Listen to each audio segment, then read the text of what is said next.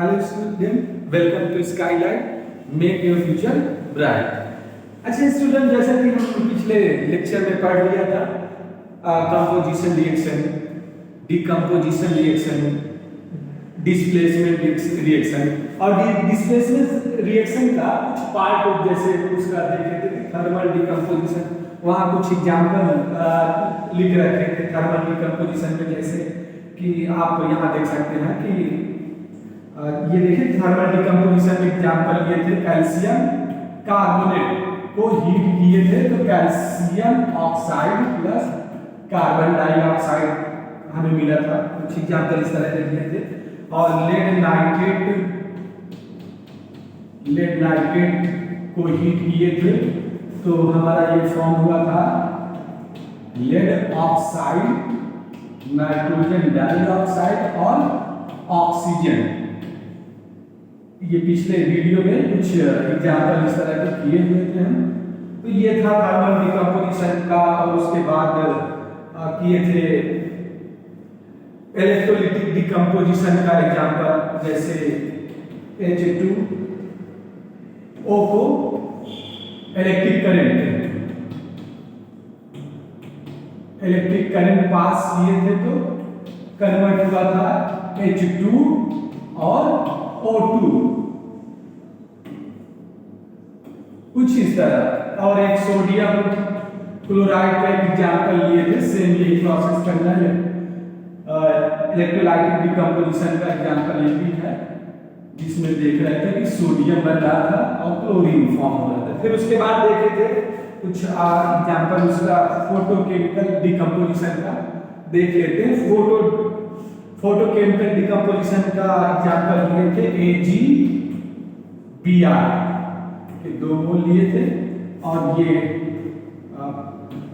Photochemical decomposition का example है जिसमें सिल्वर फॉर्म हुआ था और ब्रोमीन। सिल्वर क्लोराइड लिए थे, इसका फोटोकेमिकल डिकम्पोजिशन करने पर फॉर्म हुआ था Ag और Cl2। ठीक है, तो अब आज नया स्टार्ट करने जा रहे हैं डबल डिस्प्लेसमेंट रिएक्शन। ये तो अभी तक हम पिछले लेक्चर का कुछ पढ़ रहे थे। अब यहाँ पर डबल डिस्प्लेसमेंट रिएक्शन क्या होता है उसके बारे में देखना है। यहाँ लिखा हो जैसे two compound exchange their ions and form new compound. देखिए दो कंपाउंड है, आपस में वो अपने आयन को एक्सचेंज करके कुछ नए प्रोडक्ट का फॉर्मेशन करते हैं, उसको हम डबल डिस्प्लेसमेंट रिएक्शन कहते हैं। ठीक है, कुछ एग्जांपल लेके उसको देखेंगे कि डबल डिस्प्लेसमेंट रिएक्शन का क्या एग्जांपल है वो देख लेंगे। यहाँ पर कुछ करेंगे तो मुझे पूरी तरह समझ में आ जाएगा। ठीक है, डबल डिस्प्लेसमेंट के कुछ एग्जांपल लेते हैं। देखना यह है कि इसमें क्या होगा कि दोनों कंपाउंड के आयन आपस में एक्सचेंज करेंगे। ठीक है, और नया प्रोडक्ट का फॉर्मेशन करेंगे। ठीक है, जैसे एग्जांपल लेते हैं। सबसे पहला सिल्वर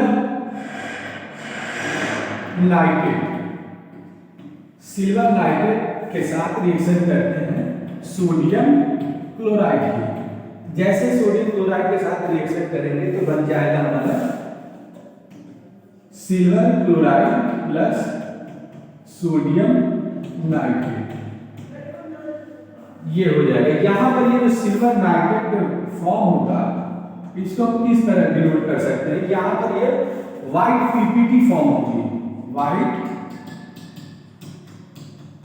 प्रेसिपिटेट। सिल्वर नाइट्रेट का व्हाइट प्रेसिपिटेट का फॉर्मेशन होगा। अब तो व्हाइट प्रेसिपिटेट क्या होगा, देखिए व्हाइट प्रेसिपिटेट का मतलब होता है इनसॉल्युबल सब्सटेंस का फॉर्मेशन होगा। ठीक है, इनसॉल्युबल सब्सटेंस फॉर्म होगा किसी ऑर्गेनिक रिएक्शन में, जो सेटल डाउन हो जाता है हमारा। जैसे टेस्ट ट्यूब वगैरह में आप करेंगे रिएक्शन तो देखेंगे टेस्ट ट्यूब में इनसॉल्युबल सब्सटेंस फॉर्म होगा और वो सेटल डाउन होगा धीरे धीरे करके। ठीक है, अब यहां देखिए अगर हम दूसरा एग्जांपल ले लें बेरियम क्लोराइड का, दूसरा एग्जांपल है ये डबल डिस्प्लेसमेंट का, बेरियम क्लोराइड और सोडियम सल्फेट के साथ ये रिएक्शन करेगा तो बन जाएगा बेरियम सल्फेट और सोडियम क्लोराइड। यहां पर ये भी व्हाइट प्रेसिपिटेट ही बनेगा, व्हाइट प्रेसिपिटेट बनेगा बेरियम सल्फेट का, और साथ में एक्वस सॉल्यूशन सोडियम क्लोराइड का भी फॉर्म होगा। यहाँ पर दोनों एक्वस सॉल्यूशन लेना है, बेरियम क्लोराइड का और सोडियम सल्फेट का, ठीक है। उसके साथ जब रिएक्शन आपस में होगी तो बेरियम सल्फेट और सोडियम क्लोराइड का फॉर्मेशन होगा, ठीक है। अब उसके बाद कुछ और एग्जांपल ले लेते हैं, जैसे कि लेड नाइट्रेट लीजिए और इसकी रिएक्शन पोटेशियम आयोडाइड के साथ कराते हैं। जैसे लेड नाइट्रेट की रिएक्शन पोटेशियम आयोडाइड के साथ कराएंगे तो फॉर्मेशन हो जाएगा lead iodide plus potassium nitrate. ये देखिए ये फॉर्म होगा येलो प्रेसिपिटेट, येलो प्रेसिपिटेट का फॉर्मेशन होगा जब लेड नाइट्रेट में पोटेशियम आयोडाइड ऐड करेंगे, equal solution of lead nitrate में पोटेशियम आयोडाइड का इक्वल सॉल्यूशन ऐड करेंगे तो हमें येलो प्रेसिपिटेट का फॉर्मेशन देखने को मिल जाएगा, ठीक है। इस तरह ये भी यहाँ पर हम देख रहे हैं डबल डिस्प्लेसमेंट होगा। यहाँ देखिए लेड आयन पोटेशियम की जगह पर सब्स्टिट्यूट हो रहा है और पोटेशियम लेड की जगह पर सब्स्टिट्यूट हो रहा है। तो यहाँ पर देखिए इस तरह यहाँ पर लेड आयन डिस्प्लेस कर रहा पोटेशियम आयन को और पोटेशियम आयन लेड आयन आपस में म्यूचुअली एक्सचेंज हो रहे हैं, ठीक है। यहाँ पर बेरियम की जगह पर आ जा रहा सोडियम और सोडियम की जगह ले रहा है बेरियम, ठीक है। इस तरह ये प्रोडक्ट बेरियम सल्फेट फॉर्म हो रहा है, सोडियम क्लोराइड फॉर्म हो रहा है। यहाँ पर सिल्वर जा रहा है क्लोरीन के साथ और सोडियम नाइट्रेट के साथ, जस्ट एक्सचेंज हो रहे हैं एक दूसरे के साथ, ठीक है।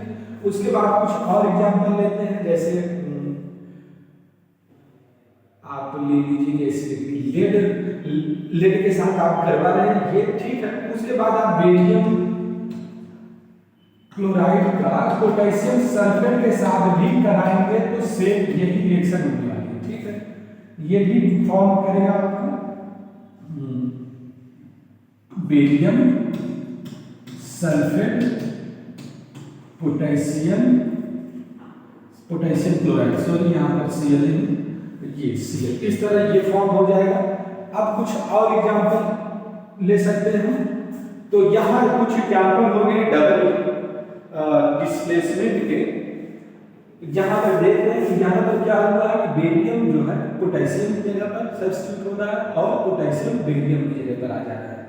तो इस तरह हम बेरियम सल्फेट का यहाँ व्हाइट प्रेसिपिटेट और इसमें देख रहे हैं कि येलो प्रेसिपिटेट लेड आयोडाइड का येलो प्रेसिपिटेट बन रहा है, इसमें बेरियम सल्फेट का अब व्हाइट प्रेसिपिटेट बन रहा है। दूसरा रिएक्शन आप कर सकते हैं जैसे कि कॉपर सल्फेट के साथ, कॉपर सल्फेट का हाइड्रोजन सल्फाइड के साथ रिएक्शन करा के देख लेते हैं।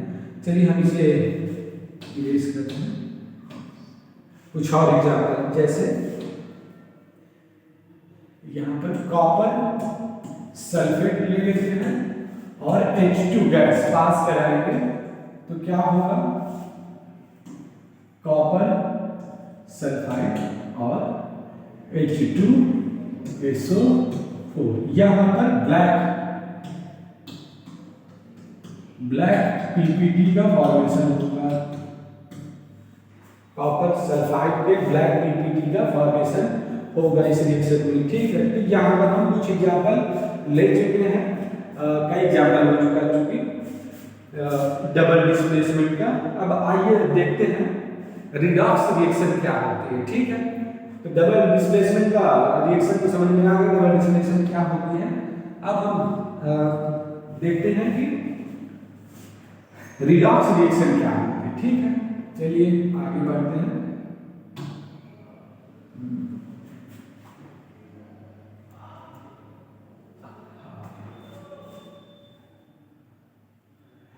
तो देखिए यहाँ पर रिडॉक्स रिएक्शन क्या होता है। The reaction in which oxidation and reduction both simultaneously take place, ठीक है।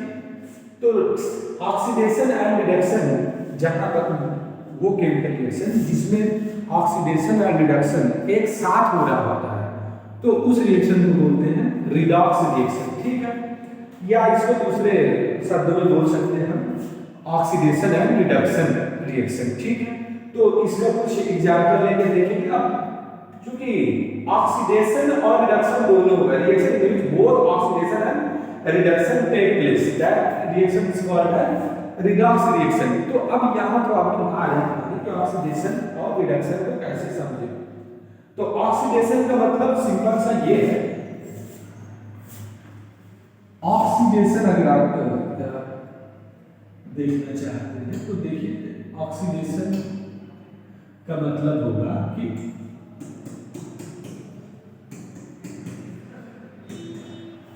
Addition of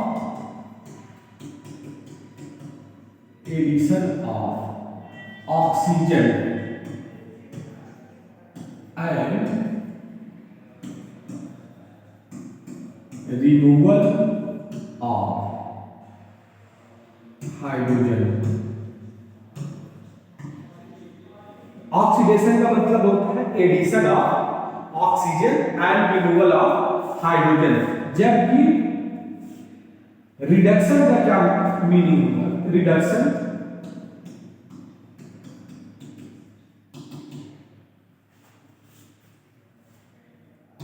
addition of hydrogen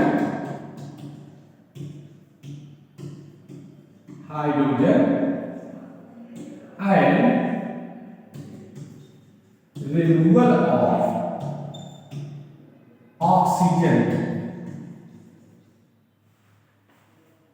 oxidation का मतलब होता है addition of oxygen and removal of hydrogen, जबकि रिडक्शन का मतलब होता है addition of hydrogen and removal of oxygen.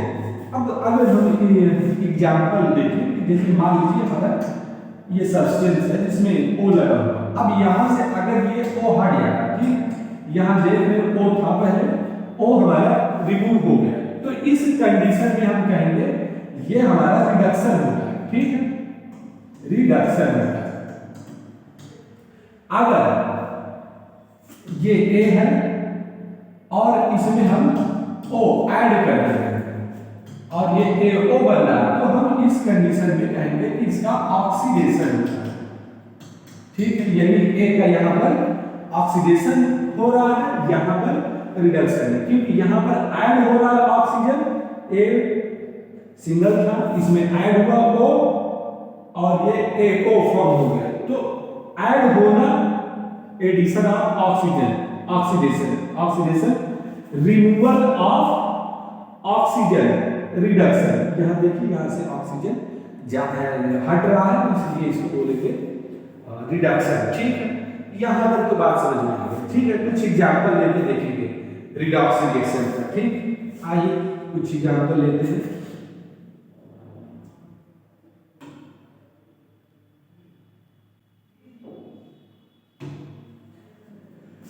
चलिए एग्जांपल के माध्यम से समझते हैं रिएक्शन को।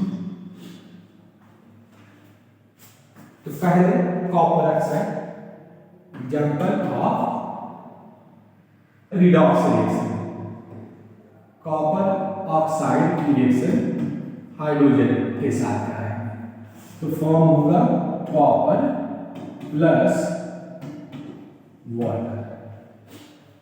तो यहां पर ये रिएक्शन एग्जांपल है डबल डिस्प्लेसमेंट का। यहां पर देखिए कि ऑक्सीडेशन और reduction both take place simultaneously, ठीक है। यहां पर देखिए कॉपर से ऑक्सीजन रिमूव हो रहा है, जबकि हाइड्रोजन में ऐड हो रहा है। तो देखिए यहां पर कॉपर से ऑक्सीजन का रिमूव होना, यानी रिमूवल ऑफ ऑक्सीजन, क्या कहा गया है रिमूवल ऑफ ऑक्सीजन को? रिडक्शन। तो यहां पर ये रिडक्शन हो गया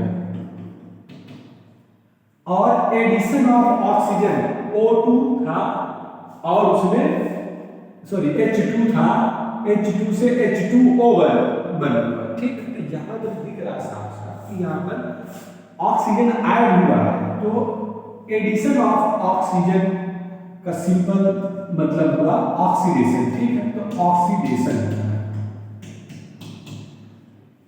तो ये प्रोसेस यहाँ पर कॉपर ऑक्साइड का रिडक्शन हो रहा है कॉपर में और हाइड्रोजन का वाटर में ऑक्सीडेशन हो रहा है, ठीक है। अब देखिए यहाँ पर दिख रहा है कि कॉपर ऑक्साइड का रिडक्शन हो रहा है और हाइड्रोजन का ऑक्सीडेशन हो रहा है। तो अब हम यहाँ पर एक टर्म और है जो समझना चाहेंगे कि रिड्यूसिंग एजेंट और ऑक्सीडाइजिंग एजेंट क्या है, ठीक है। What is oxidising agent and what is reducing agent. तो यहाँ पर कॉपर ऑक्साइड का रिडक्शन हो रहा है, मतलब ये ऑक्सीजन को डोनेट कर रहा है हाइड्रोजन को, ठीक है। तो हाइड्रोजन को ये ऑक्सीजन डोनेट कर देगा तो हाइड्रोजन का हो जाएगा ऑक्सीडेशन। इसका मतलब ये कर क्या रहा है, किसी का ऑक्सीडेशन कर रहा है, खुद तो रिड्यूस हो रहा है लेकिन दूसरे को ऑक्सीडाइज करवा रहा है, तो इसका मतलब ये कहलाएगा ऑक्सीडाइजिंग एजेंट, ऑक्सीडाइजिंग एजेंट। जबकि ये इसका खुद ऑक्सीडेशन हो रहा है लेकिन ये क्या कर रहा है, किसी से ऑक्सीजन ले रहा है, ठीक है। ऑक्सीजन ले रहा है तो मतलब क्या कर रहा है, किसी को रिड्यूस कर दे रहा है, किसी से मतलब किसी सब्सटेंस से ऑक्सीजन निकालना मतलब उसका रिडक्शन होना है। तो क्या कर रहा है, ये हाइड्रोजन कर रहा है, हाइड्रोजन ऑक्सीजन को ले रहा है, तो मतलब ये कॉपर ऑक्साइड का क्या कर रहा है, रिडक्शन करा रहा है। तो इसको कौन सा एजेंट बोलेंगे, रिड्यूसिंग एजेंट। तो ये हो जाएगा रिड्यूसिंग एजेंट है। क्यों रिड्यूसिंग एजेंट है, क्योंकि ये ऑक्सीजन को अपनी तरफ ले रहा है जिससे कि कॉपर ऑक्साइड रिड्यूस हो जा रहा है, किसके कारण, हाइड्रोजन के कारण। तो हम हाइड्रोजन को बोलेंगे रिड्यूसिंग एजेंट, जबकि कॉपर ऑक्साइड को ऑक्सीडाइजिंग एजेंट, क्योंकि इसका रिडक्शन हो रहा है, रिडक्शन हो रहा है तो ये ऑक्सीडाइजिंग एजेंट है, इसका ऑक्सीडेशन हो रहा है तो ये रिड्यूसिंग एजेंट है। जस्ट उल्टा बोल रहा है, ठीक है। तो यहां तक समझ में आ गया कि रिड्यूसिंग एजेंट क्या होता है और ऑक्सीडाइजिंग एजेंट क्या होता है, रिडक्शन क्या होता है, ऑक्सीडेशन क्या होता है। अब फटाफट कुछ एग्जांपल और डिस्कस कर लेते हैं, ठीक है। चलिए आगे बढ़ते हैं कुछ एग्जांपल के साथ। तो चलिए दूसरा एग्जांपल हम लेते हैं, लेड ऑक्साइड और ये हाइड्रोजन के साथ रिएक्शन करेगा तो बना देगा लेड और प्लस वाटर। तो यहां पर देखो किसका ऑक्सीडेशन हो रहा है, किसका रिडक्शन। यहां साफ दिख रहा है कि यहां से हाइड्रोजन सॉरी ऑक्सीजन रिमूव हो रहा है और इसमें ऐड हो रहा है, ठीक है। ऑक्सीडेशन यहां पर ऑक्सीडेशन हो रहा है, addition of oxygen, that is called as oxidation, and removal of oxygen, that is called as removal of hydrogen, sorry, removal of oxygen is called reduction. Both reduction and oxidation take place simultaneously in this reaction, so this reaction is called as redox reaction. यहाँ पर पूरा lead oxide का reduction हो रहा है इसलिए ये oxidising agent है, ऑक्सीडाइजिंग एजेंट, और ये हो जाएगा रिड्यूसिंग एजेंट। जैसे ये बिल्कुल पिछले वाली एग्जाम्पल की ही तरह है, इसमें कुछ खास नया नहीं लग रहा है, ठीक है। तो हम कुछ दूसरा एग्जाम्पल लेंगे, इसको और समझेंगे, ठीक है। चलिए एक जिंक ऑक्साइड कॉपर के सॉरी जिंक ऑक्साइड,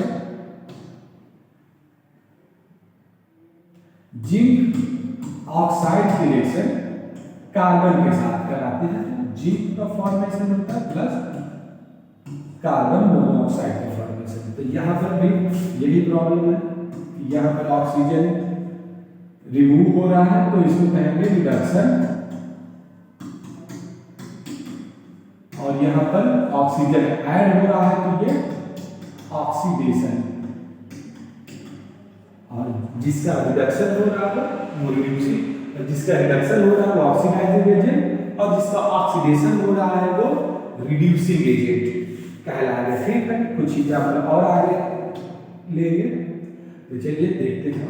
और इस सबसे अच्छा एग्जाम्पल आपको ये है मैग्नीज डाइऑक्साइड प्लस HCl के साथ रिएक्शन करेगा, इसको यहाँ 4 लेना है,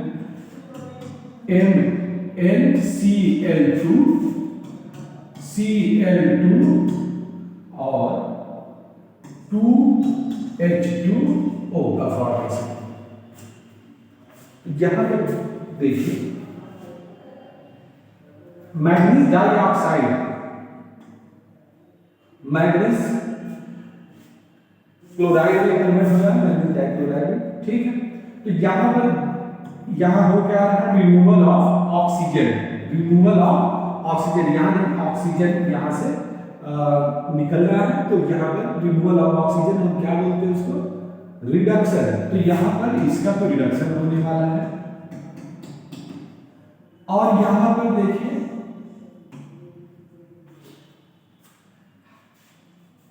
हाइड्रोक्लोरिक एसिड, हाइड्रोक्लोरिक एसिड में दिख रहा है कि हाइड्रोजन का रिमूवल हो रहा है। ठीक है, removal of hydrogen, removal of hydrogen, यहां पर दिख रहा है removal of hydrogen, removal of hydrogen is called as oxidation.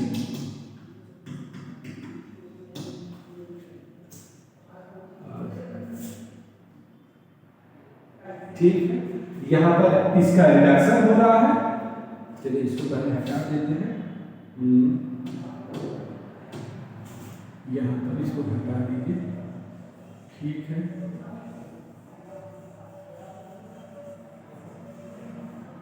अब देखिए यहां से ऑक्सीजन रिमूव हो रहा है, तो इसलिए इसको हम बोलेंगे मैग्नीज डाइऑक्साइड का रिडक्शन हो रहा है, जबकि हाइड्रोक्लोरिक एसिड का ऑक्सीडेशन हो रहा है। तो दोनों प्रोसेस हो रहा है, ऑक्सीडेशन एंड रिडक्शन, तो इसलिए हम इस रिएक्शन को भी हम रिडॉक्स रिएक्शन कहेंगे। ठीक है, आगे बढ़ते हैं, कुछ और रिएक्शन के बारे में डिस्कस करने वाले हैं।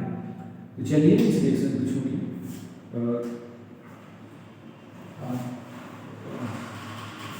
आगे हम देखते हैं कुछ और रिएक्शन को।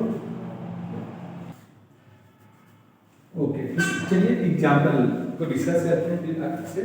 तो देखिए मैग्नीज डाइऑक्साइड और हाइड्रोक्लोरिक एसिड के बीच रिएक्शन होगी, तो manganese dichloride chlorine plus water का फॉर्मेशन होगा।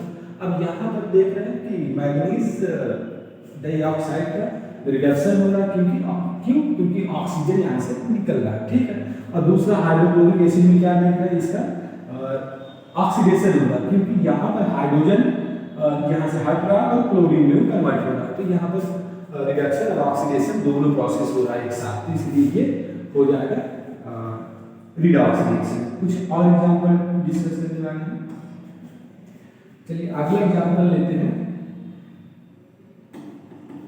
H2S की रिएक्शन क्लोरीन के साथ। ठीक, तो बन जाएगा हाइड्रोक्लोरिक एसिड प्लस सल्फर। यहाँ पर इसको देखिए कैसे इसका ऑक्सीडेशन और रिडक्शन हो रहा है। तो यहाँ पर H2S कन्वर्ट हो रहा है डायरेक्ट एसिड, तो यहाँ पर साफ दिख रहा है कि हाइड्रोजन का रिमूवल हो रहा है, तो हाइड्रोजन यहाँ से जा रहा है, तो hydrogen addition of oxygen and removal of hydrogen is called as oxidation.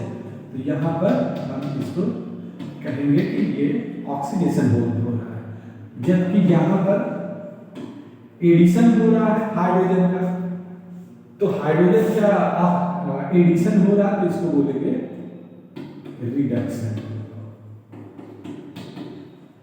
Reduction होता है, ठीक है। तो ये कुछ एग्जाम्पल हो गए रिडॉक्स रिएक्शन के। इसी के साथ हम अब आगे बढ़ेंगे। अब अगला पार्ट होगा हमारा रेंसिडिटी, और उसके बाद कोरोजन, और ये चैप्टर को समाप्त करेंगे, ठीक है। चलिए अब हम कुछ और डिस्कस करने वाले हैं। चलिए आगे देखते हैं कुछ आगे। तो ये बोल रहा, देखिए रेंसिडिटी क्या होती है। Oxidation of ions and fat in food resulting in bad smell and taste. यहाँ इसमें लिख दीजिएगा या इसमें लिखा होना चाहिए, चलिए ठीक है, कोई बात नहीं। अब देखिए तो क्या होता है कि ये भी एक प्रोसेस है ऑक्सीडेशन का ही। रेंसिडिटी क्या है? ऑक्सीडेशन प्रोसेस ही है। जब ये ऑक्सीडेशन किसका किसका हो, ऑयल का और फैट का ऑक्सीडेशन होता है, यानी ऑक्सीजन के साथ रिएक्शन करता है, तो उसमें क्या हो जाता है, उसका स्मेल जो है चेंज हो जाता है और टेस्ट भी उसका चेंज हो जाता है, यानी बैड स्मेल आ जाती है, ठीक है। और उसका टेस्ट भी बिल्कुल खट्टा टाइप का हो जाता है। तो इस प्रोसेस को बोलते हैं कि फूड मटेरियल का ऑक्सीडेशन होने के कारण उसका स्मेल चेंज होना और टेस्ट चेंज होना, ये कहलाता है रेंसिडिटी, ठीक है। अब रेंसिडिटी प्रोसेस को समझ गए हैं कि हाँ क्या होता है कि ऑक्सीडेशन होता है ऑयली और फैटी फूड मटेरियल का, ठीक है, जिसके कारण उसका टेस्ट और स्मेल चेंज हो जाता है। अब यहाँ पर कोशिश करेंगे कि हम रेंसिडिटी को कैसे प्रिवेंट करें, कैसे रोकें कि रेंसिडिटी हमारा रुक जाए। तो हम इसमें क्या कर सकते हैं, एंटीऑक्सीडेंट यूज कर सकते हैं।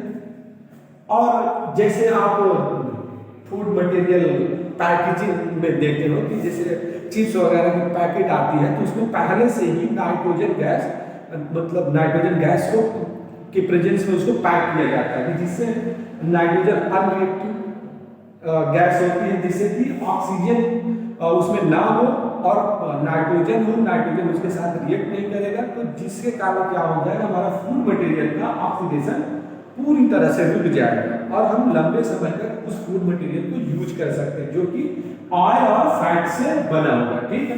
तो इसीलिए आप जब भी चिप्स वगैरह के पैकेट लेते होंगे तो उसमें देखे होंगे कि उसमें गैस भरी होती है और वो गैस होती है नाइट्रोजन गैस।